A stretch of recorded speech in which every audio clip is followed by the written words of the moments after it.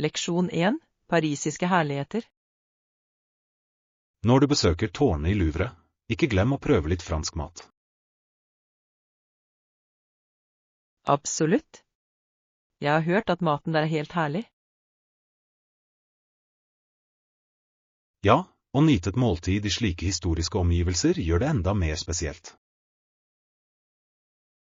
Jeg kan ikke vente med å nyte autentiske retter som croissanter og escargot. Nøyaktig. Det handler om å oppleve kulturen gjennom maten. Og atmosfæren i Paris legger til den generelle matopplevelsen. Ja. La oss lage en liste over retter du må prøve på turen vår. Flott idé. Jeg er sikker på at det blir et kulinarisk eventyr å huske. Jeg gleder meg til å nyte alle Frankrikes smaker. Leksjon 2. Gaveutvekslingstradisjon. Jeg hørte om en fantastisk tradisjon der folk utveksler gaver fritt. Det høres ut som en morsom tradisjon. Det må bringe så mye glede til alle involverte. Ja, det skaper en ånd av raushet og fellesskap. Jeg elsker hvordan det oppmuntrer folk til å tenke på hva andre kan ha glede av. Nøyaktig. Det er en vakker måte å styrke bånd og dele glede. I tillegg tillater en rekke unike gaver som reflekterer personlige tanker. Ja, og spenningen ved å gi er like tilfredsstillende som å motta. Jeg er alt for å delta i slike hjertevarme tradisjoner. La oss planlegge å starte vår egen versjon av denne gaveutvekslingen snart. Leksjon 3. Helgerefleksjoner. God morgen. Hvordan var helgen din? Det var flott. Jeg slappet av hjemme og leste litt. Det høres deilig ut. Hvilken bok leste du? Jeg leste en mysterieroman som holdt meg på kanten av setet. Jeg elsker et godt mysterium. Det er alltid spennende å finne ut av ting. Ja, og det er en perfekt måte å slappe av etter en travel uke. Jeg brukte mine på å jobbe med noen prosjekter, men jeg likte det også. Det er flott. Å balansere arbeid og avslapping er så viktig. Absolutt. Jeg er klar til å ta fatt på uken som kommer med fornyet energi. Leksjon 4. Virtuelle tilkoblinger. Vi har vært avhengig av videokonferanser og meldingsapper i det siste. Ja, det er utrolig hvordan teknologi holder oss tilkoblet selv langveisfra. Jeg vet. Det lar oss samarbeide og kommunisere sømløst. Nøyaktig. Det har blitt en viktig del av våre daglige rutiner. Jeg setter pris på hvordan det gjør oss i stand til å opprettholde relasjoner til tross for avstander. Jeg også. Det er så viktig å holde kontakten med venner og familie. Jeg lurer på hvor mye mer vi vil stole på disse verktøyene i fremtiden. Det er fascinerende å tenke på. Teknologien vil sannsynligvis fortsette å utvikle seg. La oss omfavne endringene og få mest mulig ut av våre virtuelle tilkoblinger. Leksjon 5. Levende byliv.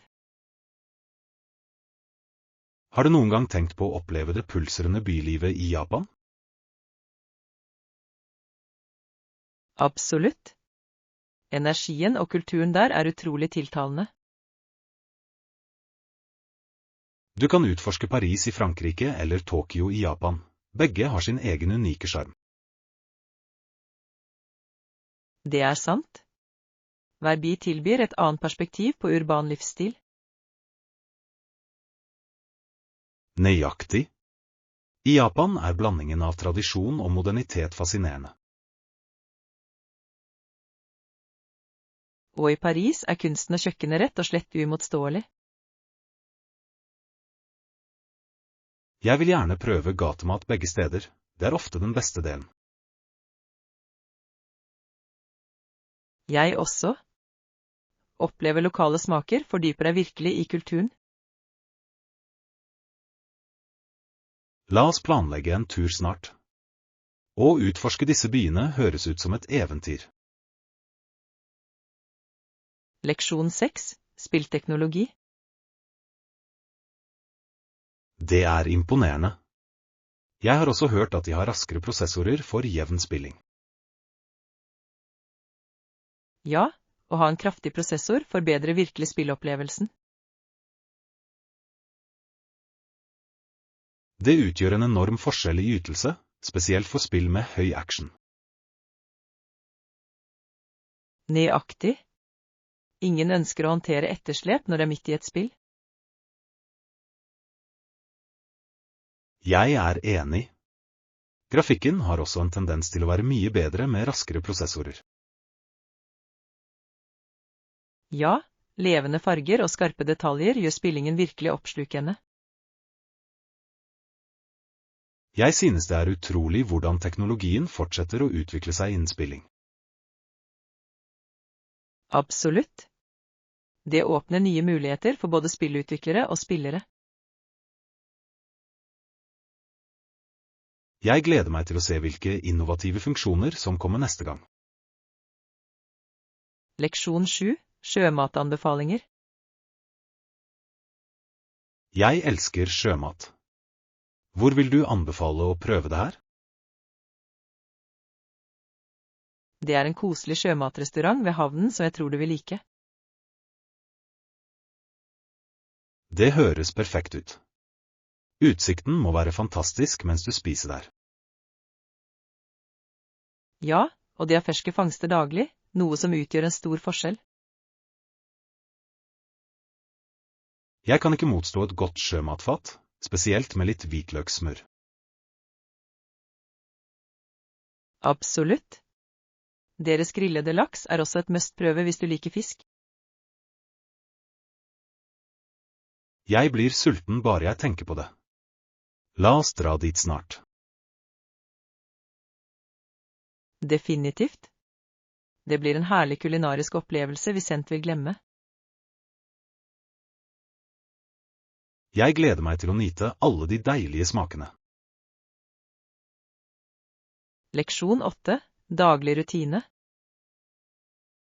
Siden jeg startet en ny rutine, føler jeg meg definitivt sterkere og mer energisk utover dagen. Det er fantastisk. En konsekvent rutine kan virkelig øke ditt generelle velvære. Ja, det er utrolig hvordan regelmessig trening og sunt kosthold gjør en slik forskjell. Jeg er enig. I tillegg bidrar det til å forbedre humøret og mental klarhet. Nøyaktig. Jeg finner meg selv mer fokusert på oppgaver og mindre sliten. Det er inspirerende å høre. Hva slags aktiviteter inkluderer du i rutinen din? Jeg blander cardio med styrketrening. Det holder ting interessant og balansert. Det er en solid tilnærming. Jeg vil gjerne bli med deg på noen treningsøkter en gang. Absolutt. Å trene med en venn gjør det enda morsommere. Leksjon 9. Humoristisk talent. Jeg hørte at Gilbert hadde et spesielt talent for humoristiske vers. Han elsket ordspill. Det er sant. Hans raske vidd skapte alltid latter til de rundt ham. Det er imponerende hvordan han kunne gjøre en enkel setning til noe morsomt. Ja, humor kan virkelig lette stemningen og koble folk sammen. Jeg beundrer mennesker som kan se den morsomme siden av livet og dele den med andre. Absolutt. Det gjør interaksjoner morsommere og minneverdige. Jeg vil gjerne høre noen av hans beste ordspill, de må være morsomme. Jeg vedder på at de er det. Et godt ordspill kan lysne opp dagen til hvem som helst. La oss holde øye med mer av arbeidet hans, det høres herlig ut. Leksjon 10. Forhandlingsplaner. Hvis de tilbyr mindre enn forventet, har du en plan? Ja, jeg vil vurdere å forhandle andre aspekter av avtalen. Det er smart. Noen ganger kan fleksibilitet føre til en bedre helhetlig avtale. Nøyaktig. Det er viktig å veie alle alternativer før du tar en beslutning. Jeg beundrer din tilnærming. Forhandlinger krever både tillit og strategi. Takk. Jeg tror det er viktig å gå inn for det du fortjener. Absolutt.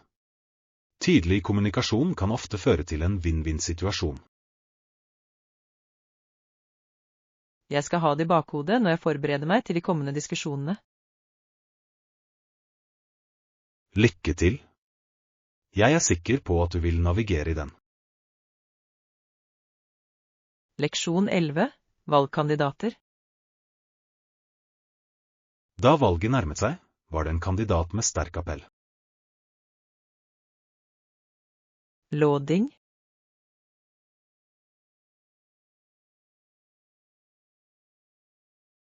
Ledende republikanere var bekymret for hvem de skulle støtte i primærvalgene. Det er sant. De trenger ofte å samle seg bak en kandidat som kan samle partiet.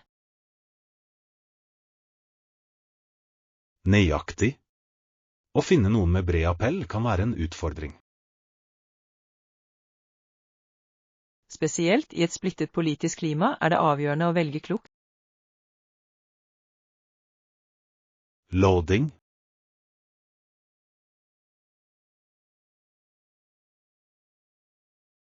Loading.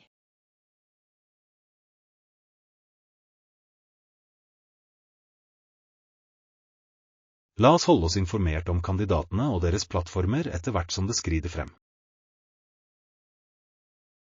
Leksjon 12. Værkrampe. I dag blåser det så mye. Det blåser virkelig snøen rundt. Jeg vet. Det gjør det vanskelig å se langt, ikke sant? Ja, sikten er veldig dårlig akkurat nå. Tror du vi bør vente før vi drar ut? Det kan være en god idé, sikkerhet kommer først. Dessuten er det koselig å holde seg innendørs og nyte en varm drink. Absolutt. En kopp varm kakao høres perfekt ut akkurat nå. La oss nyte utsikten herfra i stedet for å trosse været. Flott plan. Vi kan alltid gå ut når vinden roer seg. Leksjon 13. Å slappe av i naturen. Etter en lang uke gleder jeg meg til å slappe av og nyte det vakre landskapet. Det høres deilig ut. Naturen har en måte å forfriske sinnet og ånden på. Nøyaktig. Jeg planlegger å gå tur denne helgen for å nyte den friske luften. Flott idé. Å være utendørs kan virkelig løfte humøret ditt. Ja, og utsikten fra toppen er alltid verdt innsatsen. Jeg vil gjerne bli med deg. Å vandre sammen vil gjøre det enda morsommere. Absolutt. La oss planlegge det og gjøre en dag med det. Jeg kan ikke vente. Det vil være en perfekt flukt ut i naturen. Sikkert. Vi vil skape noen fantastiske minner underveis. Leksjon 14. Viktigheten av trening. Tungt arbeid som en gang ble utført av mennesker, er nå erstattet av maskiner. Ja, men til tross for det er trening fortsatt viktig for å holde seg frisk. Absolutt. Mens maskiner gjør tunge løft, må vi holde kroppen aktiv. Nøyaktig. Regelmessig trening kan forebygge mange helseproblemer og forbedre humøret vårt. Jeg er enig. Det er fascinerende hvordan fysisk aktivitet kan forbedre vårt generelle velvære.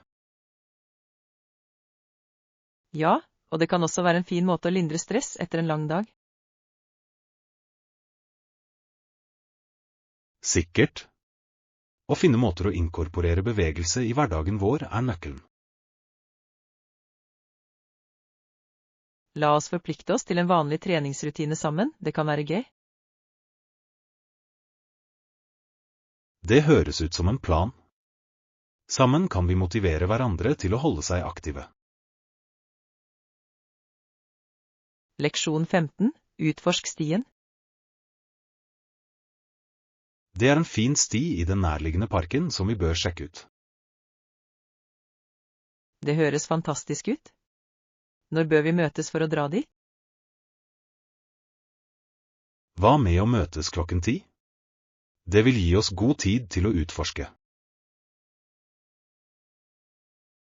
Perfekt. Jeg gleder meg til å nyte litt frisk luft og natur. Jeg også. Det er en fin måte å slappe av og flykte fra byen på. Nøyaktig.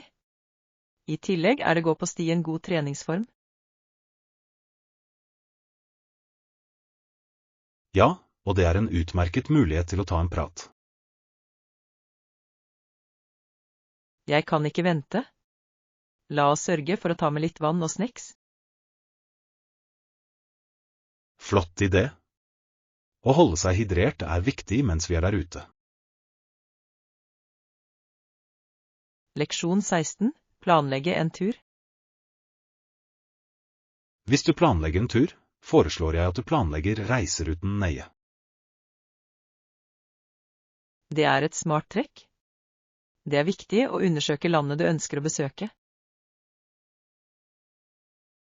Ja, å kjenne til kulturen og attraksjonene kan forbedre opplevelsen din. Absolutt. Det hjelper å ha en liste over steder og aktiviteter du må se. Jeg er enig. Det lar deg også administrere tiden din effektivt mens du reiser. I tillegg kan det redde deg fra stress og forvirring i siste liten. Nøyaktig. En gjennomtenkt plan gir en jevnere tur.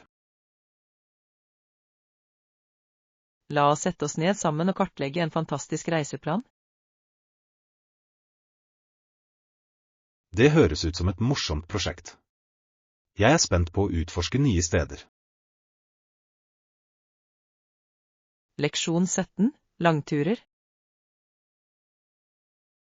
Jeg forlot Queenstown tidlig om morgenen og gikk 19 miles til nabolaget. Wow, det er litt av en tur. Hvordan var turen for deg? Det var utfordrende, men givende. Naturen gjorde det verdt det. Jeg kan tenke meg. Å gå så langt må ha gitt deg tid til å reflektere. Definitivt. Jeg nøt freden og roen tidlig om morgenen. Det høres deilig ut. Møtte du noen interessante severdigheter underveis? Ja, jeg så noen vakre landskap og møtte noen vennlige lokalbefolkningen. Det er fantastisk. Det høres ut som en perfekt måte å tilbringe dagen på. Jeg må gjøre det igjen snart, kanskje med litt selskap neste gang. Leksjon 18. Gjennomgå tilbakemelding. Jeg sender den til deg for gjennomgang før neste møte. Høres bra ut. Jeg kommer med tilbakemeldinger og forslag. Det setter jeg pris på. Konstruktiv kritikk er alltid nyttig for forbedring. Absolutt. Det er viktig å avgrense ideer før de ferdigstilles. Jeg vil sikre at alt stemmer overens med våre mål og mål. Det er en flott tilnærming. Samarbeid fører til bedre resultater. Ja, og jeg ser frem til å høre dine tanker om det. Jeg er spent på å se hvordan vi kan forbedre prosjektet sammen. La oss holde kommunikasjonen åpen mens vi går videre. Leksjon 19. Positiv teamkultur. Og la oss ikke glemme å fremme en positiv og inkluderende teamkultur. Absolutt. Det er viktig for å bygge sterke relasjoner i teamet. Ja, et støttende miljø oppmuntrer alle til å bidra med sitt beste. Nøyaktig. Når folk føler seg verdsatt, er de mer motiverte til å samarbeide. Jeg tror teambyggingsaktiviteter kan styrke disse båndene. Det er en god idé. Morsomme aktiviteter kan bryte ned barrierer. Ja, og de bidrar til å skape varige minner blant teammedlemmene. La oss brainstorme noen aktiviteter som alle vil like. Jeg er spent på å se hvordan denne innsatsen kan forandre teamdynamikken vår. Leksjon 20. Utendørs nytelse. Absolutt. I tillegg trenger vi ikke bekymre oss for feil eller vær mens vi er innendørs. Det er sant. Det er fint å ha et kontrollert miljø for aktivitetene våre. Ja, og det lar oss fokusere på å ha det gøy uten distraksjoner.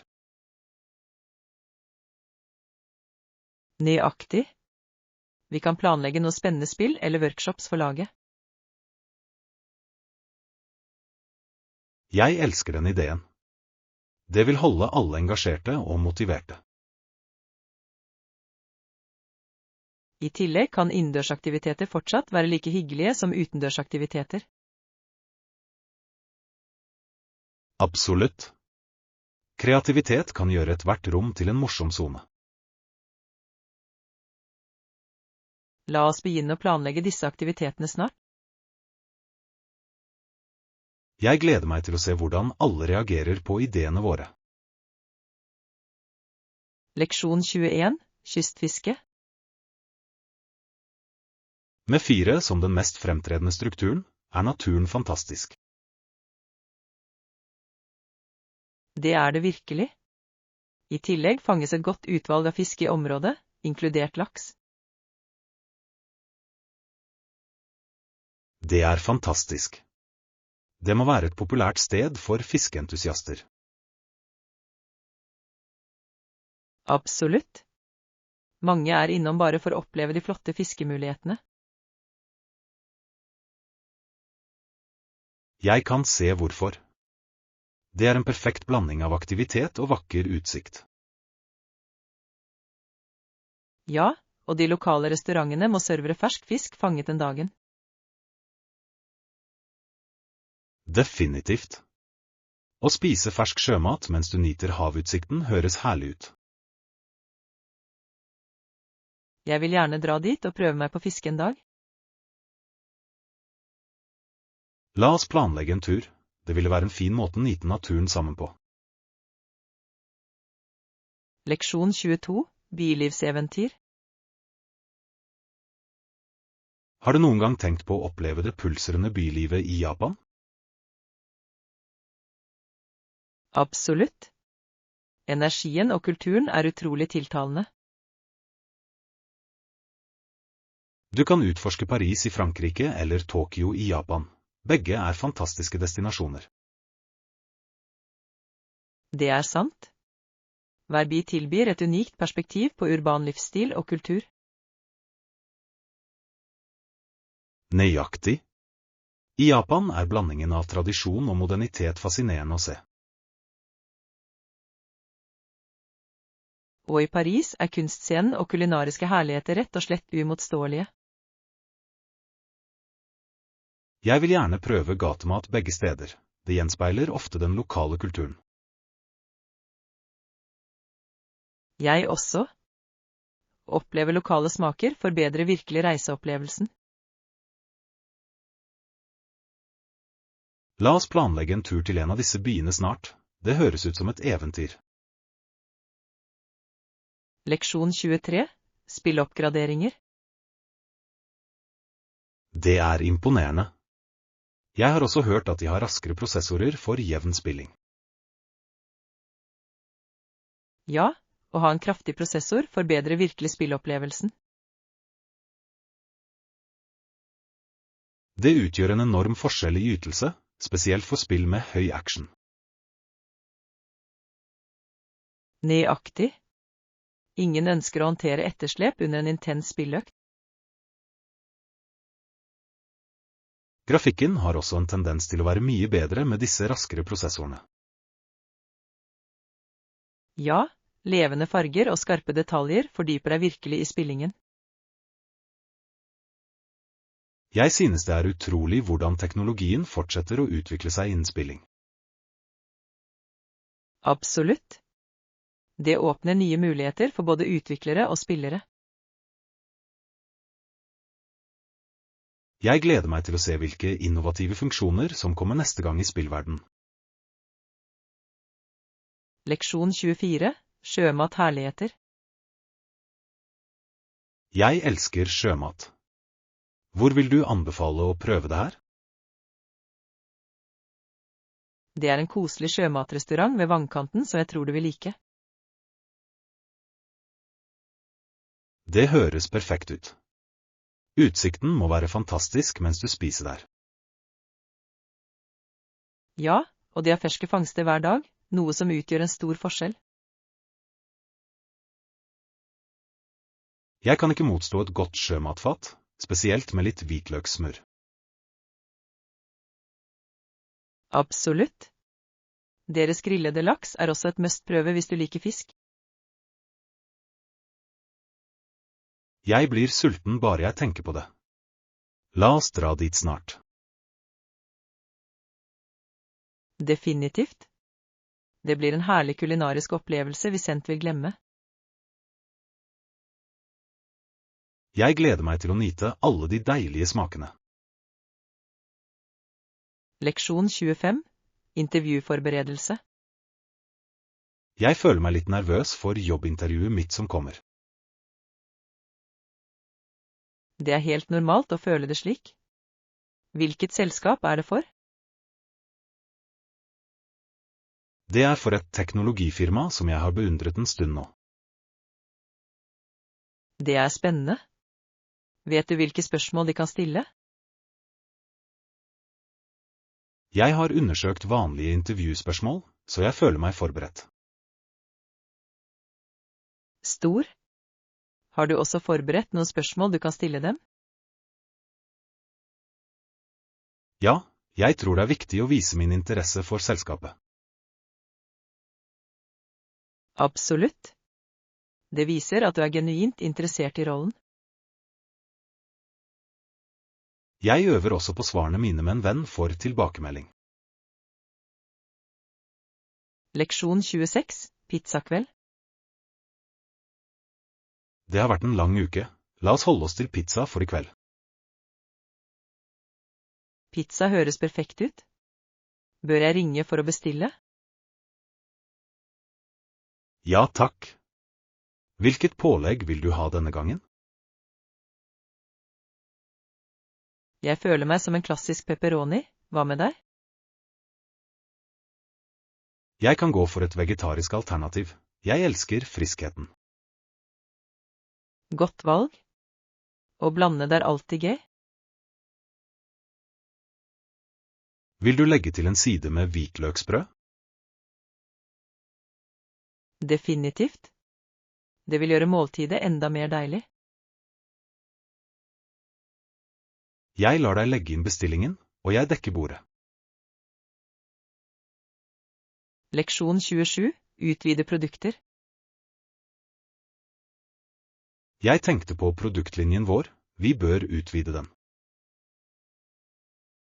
Det er en god idé. Det vil bidra til å tiltrekke flere kunder. Nøyaktig. Hvilke nye produkter synes du vi bør introdusere? Kanskje noen miljøvennlige varer? De er veldig populære akkurat nå.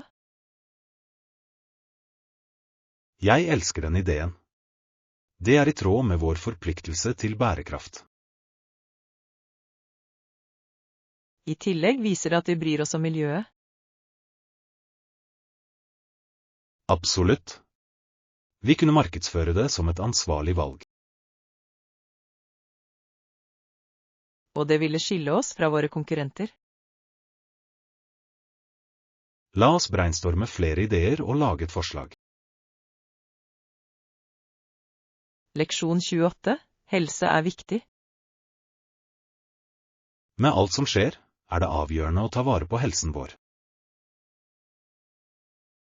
Jeg er helt enig. Både fysisk og psykisk helse er viktig.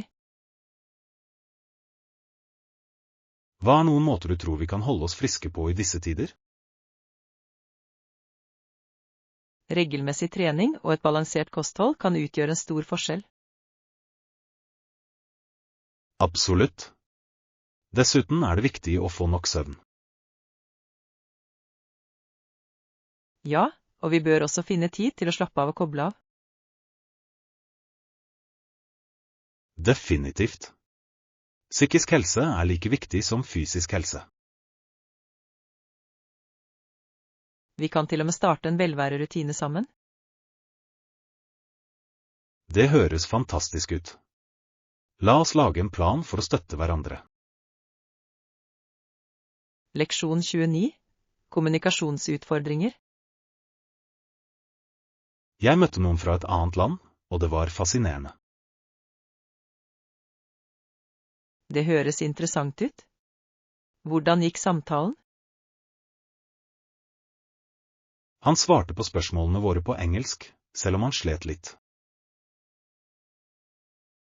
Det er imponerende. Det er flott at han prøvde å kommunisere. Ja, det viste hans vilje til å få kontakt med oss.